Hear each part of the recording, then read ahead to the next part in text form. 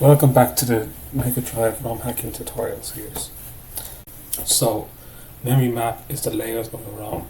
So the Mega Drive had two CPUs. The first is the Motorola one, which for games and graphics, and the second was for sound, the Z80.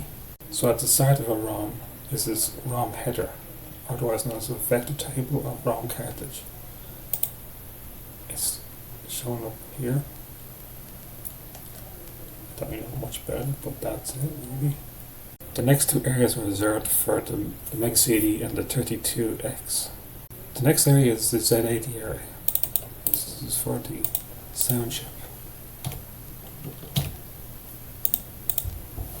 That's what it looks like in RAM.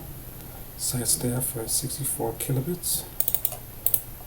Comes all the way down to the very end next to the registers. So the next section is the I/O area for the registers.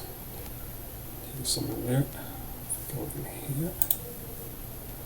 Tells us what every one of those. Kind of read here as well. Take one at random, maybe this one here. That's G. That's R. There you go. That's the expansion port terminal.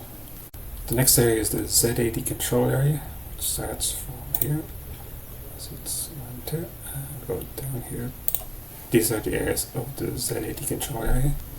The first is the start position, then is the bus request section.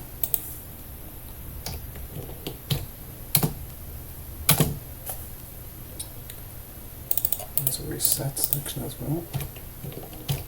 All the things to control the Z80. So the next section is the Trademark Security System Sega, which is just a small section of the ROM. So the next section is the VDP ports.